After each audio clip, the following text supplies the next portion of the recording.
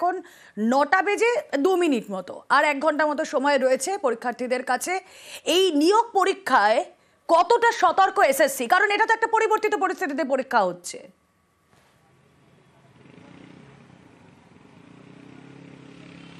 দেখো, অবশ্যই সতর্কতা রয়েছে, তার কারণ যাদের চাকরি বাতিল হয়েছে তাদের যেমন চাকরি বাঁচানোর লড়াই রয়েছে, তেমনি বহুদিন ধরেই যারা বিএড করে এসেছেন, যারা শিক্ষক হওয়ার স্বপ্ন দেখেছেন, যারা শিক্ষক হওয়ার জন্য বিএড করেছিলেন, তাদের কাছেও এই পরীক্ষা অন্যতম চ্যালেঞ্জ। এবং সেই কারণে এসএসসির কাছে, উভয় প্রার্থীদের কাছেই এই পরীক্ষাকে সফলভাবে পরিচালনা করা একটা চ্যালেঞ্জ তো বটেই, পাশাপাশি রাজ্য প্রশাসনের কাছেও চ্যালেঞ্জ।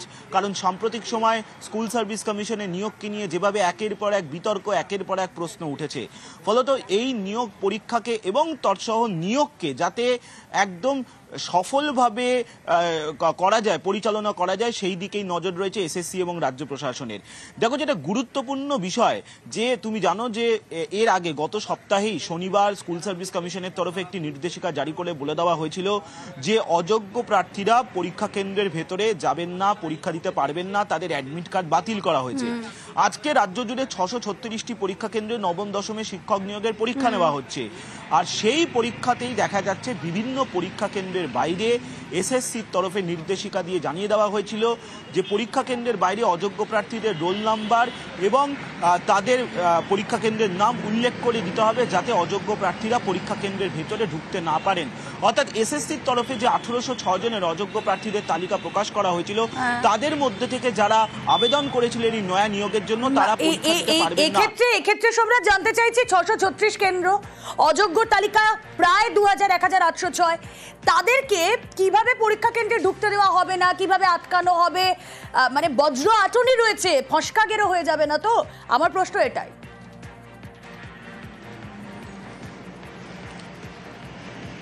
দেখো, এসএসসির তরফে যে সতর্কতামূলক পদক্ষেপ নেওয়া দরকার অযোগ্য প্রার্থীদের পরীক্ষা কেন্দ্রের ভেতরে ঢুকতে না দেওয়ার জন্য, সেই পদক্ষেপ হিসাবেই তুমি দেখতে পাচ্ছ, আমি রয়েছি যাদবপুর বিদ্যাপীঠে, এখানে ঠিক মার্ক করে দিয়ে দেওয়া হয়েছে যে এই 4 জন পরীক্ষার্থী অযোগ্যদের মধ্যে থেকে আবেদন করেছিলেন, এই 4 জন পরীক্ষার্থী তারা পরীক্ষা কেন্দ্রের ভেতরে ঢুকতে পারবেন না, সেটা মার্ক করে দিয়ে দেওয়া হয়েছে। এবং সেখানে এসএসসির যে নির্দেশিকা সেটাও বলে দেওয়া হয়েছে।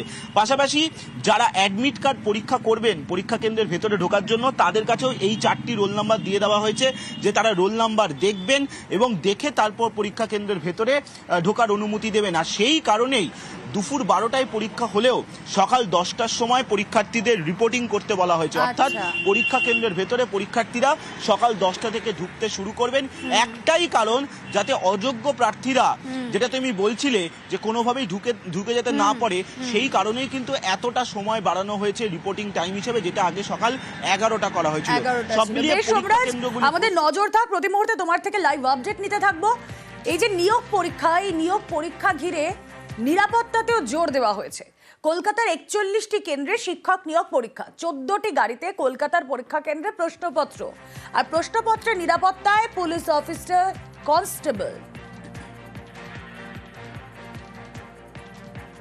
আরো একবার আপনাদের জানিয়ে রাখি, নিরাপত্তাও জোরদার করা হয়েছে কলকাতার 41টি কেন্দ্রে শিক্ষক নিয়োগ পরীক্ষা। সেখানে 14টি গাড়িতে কলকাতার পরীক্ষা কেন্দ্রগুলোতে প্রশ্নপত্র পৌঁছে গেছে। প্রশ্নপত্রের নিরাপত্তায় পুলিশ অফিসার এবং কনস্টেবল।